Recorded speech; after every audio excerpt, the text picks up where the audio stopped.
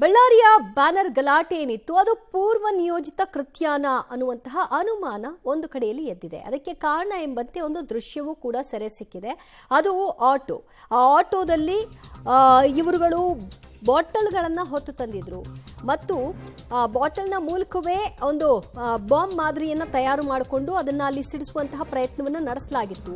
ಅದನ್ನ ಪೊಲೀಸರು ತಡೆದಿದ್ರು ಅನ್ನೋದಕ್ಕೆ ಈ ದೃಶ್ಯ ಜ್ವಲಂತ ಸಾಕ್ಷಿ. ಶಾಸಕ ಜನಾರ್ದನ ರೆಡ್ಡಿ ಮನೆ ಬಳಿ ನಡೆದಂತಹ ಗಲಭೆ ಅದು ಪ್ರೀ ಪ್ಲಾನ್. ಬ್ಯಾನರ್ ಬಡಿದಾಟದ ಮತ್ತೊಂದು ಎಕ್ಸ್ಕ್ಲೂಸಿವ್ ದೃಶ್ಯ ನಿಮಗೆ ತೋರಿಸ್ತೀವಿ.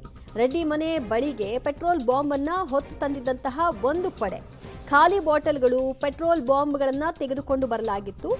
ಆಟೋ ಪೆಟ್ರೋಲ್ ಬಾಂಬ್ ತರ್ತಿದ್ದನ್ನ ಗಮನಿಸಿದಂತಹ ಪೊಲೀಸರು ಅದನ್ನ ತಡೆಯುವಂತಹ ಪ್ರಯತ್ನವನ್ನು ಕೂಡ ನಿರಂತರವಾಗಿ ಮಾಡ್ತಾರೆ. ನೀವು ಅದನ್ನು ಗಮನಿಸ್ತಾ ಇದ್ದೀರಿ. ಆಟೋದಲ್ಲಿ ಬಂದಿದ್ದವರನ್ನ ತಡೆಯಲು ಇನ್ನಿಲ್ಲದಂತಹ ಸಾಹಸವನ್ನ ಪೊಲೀಸರು ಮಾಡಿದಂತಹ ಕ್ಷಣ ಅದು.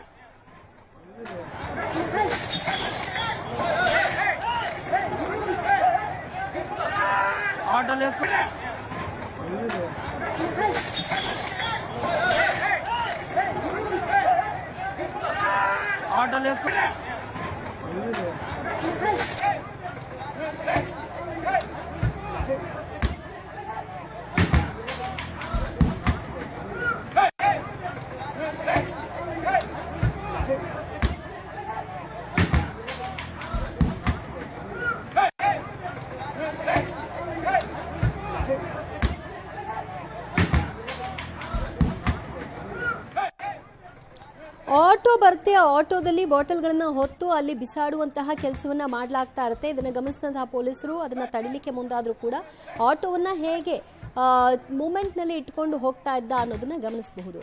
ಆದ್ರೆ ಆ ಕ್ಷಣಕ್ಕೆ ಪೊಲೀಸರು ಆಟೋದಲ್ಲಿದ್ದಂತಹ ಡ್ರೈವರ್ನನ್ನ ಅದರಲ್ಲಿದ್ದಂತಹ ವ್ಯಕ್ತಿಗಳನ್ನ ವಶಕ್ಕೆ ಪಡೆದ ನಂತರದಲ್ಲಿ ಅವ್ರು ಯಾರು ಅನ್ನೋದು ಖಾತ್ರಿಯಾಗಿ ಬಿಟ್ಕಳಿಸುವ ಕೆಲಸ ಆಯ್ತಾ? ಈ ಎಲ್ಲ ಪ್ರಶ್ನೆಗಳು ಸಹಜವಾಗಿ ಮೂಡುತ್ತೆ. ಯಾಕಂದ್ರೆ ಕ್ವಿಕ್ ಆಗಿ ಆ ಸ್ಪಾಟ್ ಅಲ್ಲೇ ಅವ್ರು ಸಿಕ್ಕಾಗ ಆ ಪ್ರಕ್ರಿಯೆಗಳಾಗಬೇಕಾಗಿತ್ತು.